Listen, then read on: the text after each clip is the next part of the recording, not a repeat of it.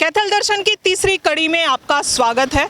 मैं शशि राणा लेकर आई हूं आपको। यहाँ कैथल की प्रसिद्ध एक बावड़ी है जहाँ पर जो कहा जाता है कि जो यहाँ के एक प्रसिद्ध राजा हुआ करते थे भाई उदय सिंह जी, उनकी रानियाँ यहाँ पर नहाने आया करती थी। महारानी मेहताब कौर जो है स्पेशल उनके लिए ये बावड़ी बनाई गई थी, जो कि स्पेशल खखोरी ईंटों से जो बनी हुई है। ऊपर से गुंबद के आकार से यहाँ का जो कुआं है, जिसके अंदर कहा जाता है कि शीतल जल से वो हमेशा भरा रहता था।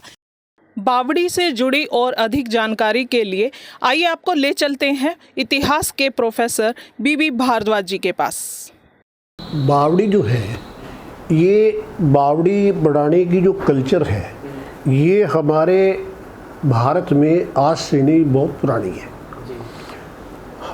आप जो पुराने नगर हैं, अगर उन आप जितने भी हरियाणा के पुराने नगरों को देखें, राजस्थान के, पंजाब के, तो आपको सभी जगह बावड़ियाँ मिलेंगी।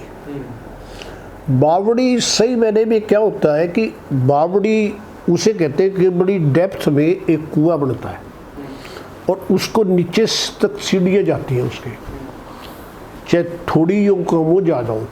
वो एक्चुअली क्या है कि उसका पानी सूखता नहीं है। ये पानी, ये वाटर को रिजर्व करने का एक तरीका था प्राचीन काल से, ठीक है।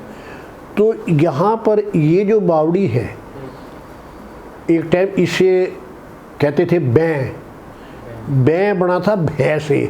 भाई रात को यहाँ जाते हुए डर लगता था, भय से बै बन गया।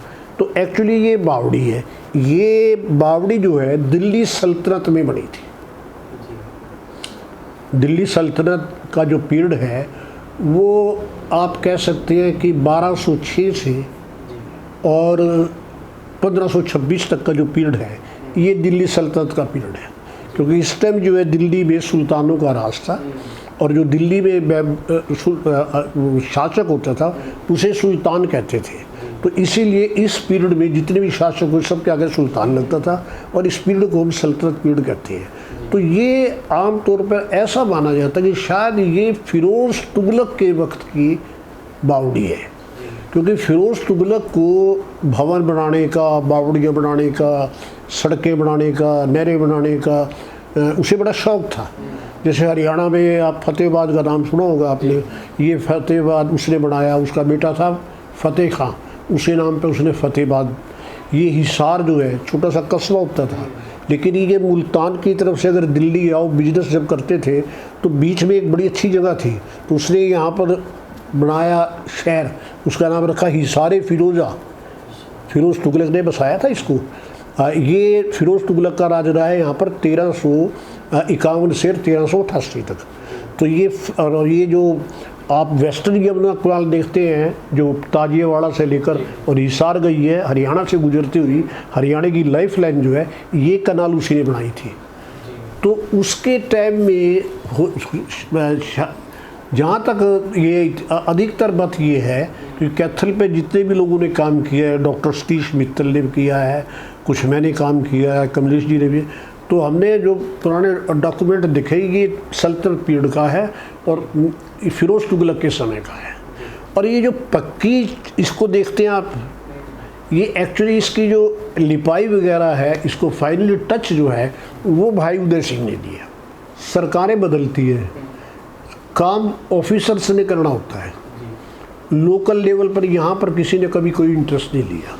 यहाँ पर एक कैथल में डिप्टी कमिश्नर आए थे, मिस्टर अनुराग अग्रवाल, 2000 शायद 2-3 की बात है, 4 में उनका ट्रांसफ़र हुआ यहाँ से, मेवात में गए वो। तो उन्होंने इंटरेस्ट लिया था, उन्होंने यहाँ पर बावड़ी की सफाई कराई। तो उसके बाद किसी ने कोई इंटरेस्ट लिया। कुछ लोगों ने, समाज सेवी संस्थाओं ने कुछ कोशिश की, लेकिन पूरी तरह से काम नहीं। ये तो बड़ी अच्छी जगह थी, यहाँ पर बड़ा पानी बहुत सुंदर था, निर्मल था और बड़ा ठंडा पानी रहता था। कुएँ बने हुए थे। बचपन में हम वहाँ नहाए हैं।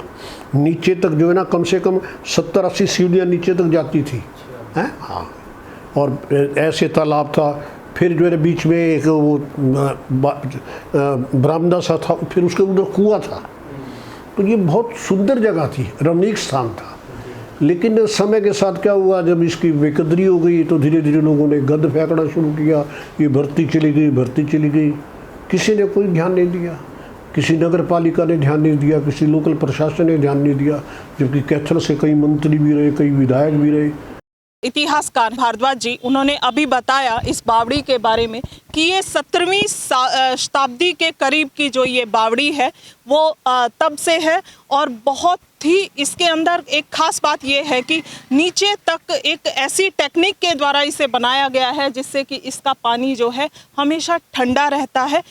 लेकिन ये बावड़ी आज भी अपने जीर्णोद्धार के लिए, अपनी बिल्कुल जीर्ण शीर्ण अवस्था के लिए रोती हुई दिखाई देती है, क्योंकि पुरातत्व विभाग ने आज भी इसकी तरफ कोई भी ध्यान नहीं दिया है।